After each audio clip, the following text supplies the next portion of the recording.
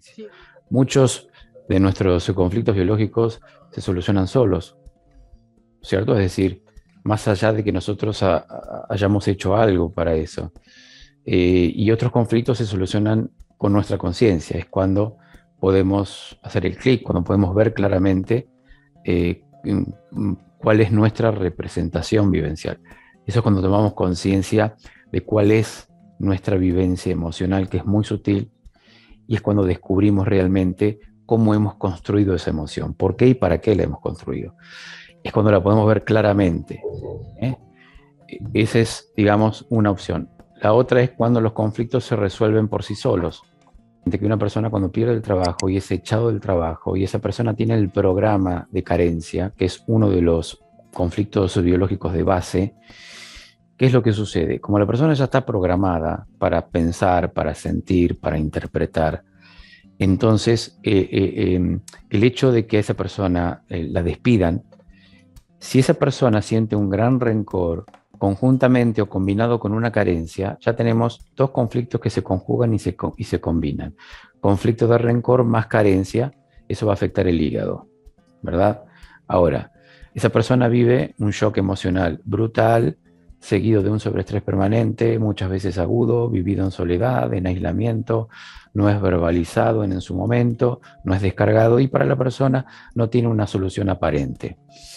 Esas son las condiciones o los requisitos que se tienen que reunir para que, por ejemplo, sea un cáncer, para que esa persona desarrolle un cáncer en el hígado. Entonces, de momento de haber vivido ese conflicto que no esperaba, esa persona ya está en la fase 1, quiere decir que está en la fase de estrés, en la fase conflictiva, en la fase activa del conflicto. Todavía no ha resuelto ese conflicto porque está en vías de resolverlo, pero todavía no lo ha resuelto.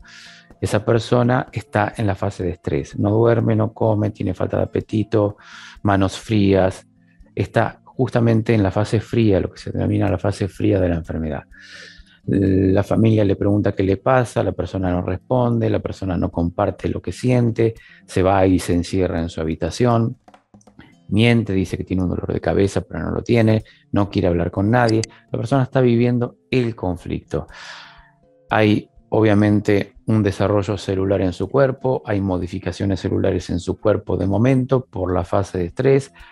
Entonces, en esa primera fase de estrés, lo que sucede es que hay un crecimiento tisular, un crecimiento tumoral en el hígado, no hay dolor, no hay inflamación, porque esa persona está en la fase de, cuando hay estrés en el cuerpo, cuando hay un sobreestrés, no suele haber dolor, sino que el dolor aparece en la fase de resolución.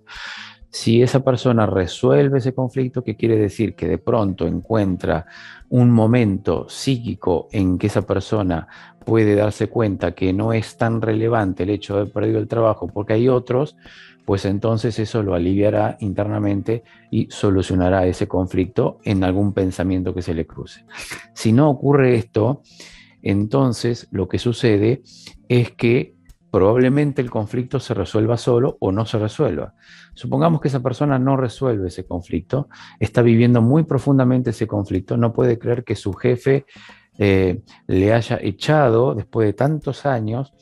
Esa persona siente un rencor y una carencia. Carencia es porque ahora me va a faltar trabajo, ¿cómo voy a hacer para conseguir uno? Porque ese era el trabajo de mi vida. Pues entonces esa persona va a estar rumiando su conflicto durante mucho tiempo. Pero supongamos que esta persona se encuentra con algún amigo y de pronto le dice, mira, ¿te enteraste lo que pasó con tu jefe? No, ¿qué pasó? Lo aplastó una aplanadora. Ok, ok. Para esa persona que fue echada es un impacto haberse enterado que su jefe murió por una aplanadora.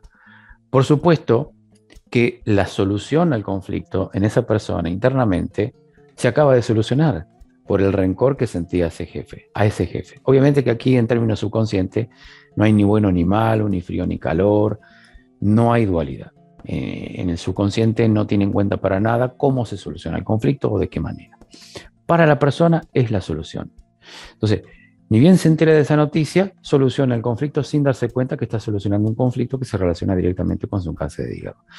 La persona se va distinta a su casa, La persona se muestra distinta, con el semblante distinto, la persona cambia su forma de sentir, su forma de vivir, la persona cambia su postura, la persona cambia su personalidad, recupera de alguna manera, digamos, su cordura, y es entonces que aparece ahora el dolor, aparece la inflamación, puede aparecer un estado febril, el cuerpo se afloja, ahora está en la fase 2.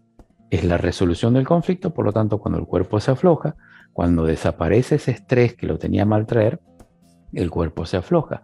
Cuando se afloja el cuerpo, aparecen los dolores, las inflamaciones, ahí aparece el dolor. Obviamente va al médico que le va a diagnosticar un cáncer de hígado, pero que está en segunda fase. ¿Qué significa segunda fase? Que está en la fase de autocuración, que está en la fase reparativa, en donde el cerebro ahora está intentando recuperar la energía vital que se perdió anteriormente, porque la persona está un poco agotada. Y no solamente recupera energía vital, sino que ahora los tejidos se están reparando. Y para eso se necesita inflamación, se necesita líquido. En toda inflamación siempre hay líquido. Entonces, el cuerpo está reparando. Ahora, ¿que esa reparación puede ser incómoda? Claro que sí. De acuerdo a cómo se haya vivido el conflicto, si se haya vivido intensamente o no. Si hay una inflamación, un periodo de inflamación es un proceso que comienza y que termina. Si respetamos ese proceso en conciencia, no pasa nada. La biología hace todo lo que tiene que hacer y desaparece el tumor en el hígado, sin que la persona se haya dado cuenta cómo hizo para resolver ese conflicto. La otra opción es con la toma de conciencia, es detectando, dándose cuenta, identificando, entrando el dato preciso a su cerebro, porque eso hace que descodifique y el proceso, que duraría mucho tiempo del cáncer, se cortaría ahí inmediatamente. Esto es la descodificación biológica. Por eso en mucha gente causa mucho impacto en la medicina convencional, tradicional, oficial también, porque obviamente no entienden generalmente cómo es que funciona el mecanismo de la descodificación. Es toda una cuestión de proceso de datos a nivel cerebral. Pero fíjate, cuando tú dices, por ejemplo, o sea, en el caso este de la planadora, ¿no? Puede pasar que cuando él recibe esa noticia también se pueda sentir culpable y empiece otro conflicto. O sea, como si por el hecho de yo haber deseado, pues, me despidieron, deseé hasta la muerte, o sea, ojalá te mueras. ¿Puede generarme otro conflicto distinto? No, no porque no hay una relación directa con la supervivencia de esa persona. Mm, A nosotros nos puede afectar emocionalmente o nos podemos sentir culpables porque siempre está la supervivencia de por medio. mm, No hay que olvidarse de eso. Muchas personas no lo entienden a esto. Cuando está en jaque la supervivencia, entonces sí, se puede dar lugar a la culpabilidad. La culpabilidad es una desvalorización. Desde la psicología, la culpabilidad significa una cosa.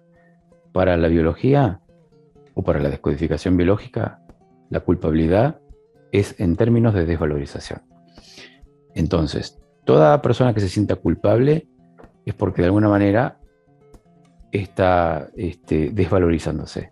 Está viviendo un conflicto biológico si ese conflicto sobrepasa, obviamente, el límite de tolerancia de su conciencia.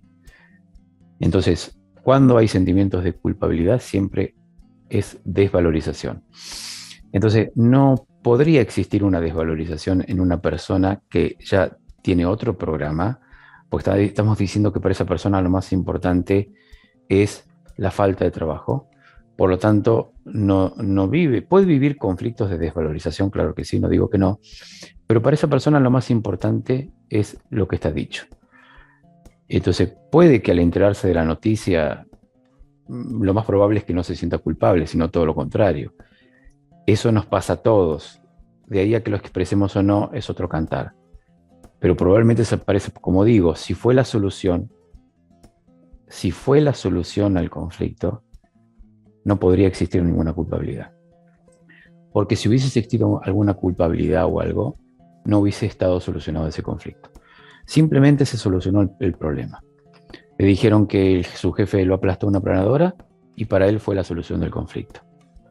Eso no es que la persona dijo, oh, qué mal, qué pasó. No.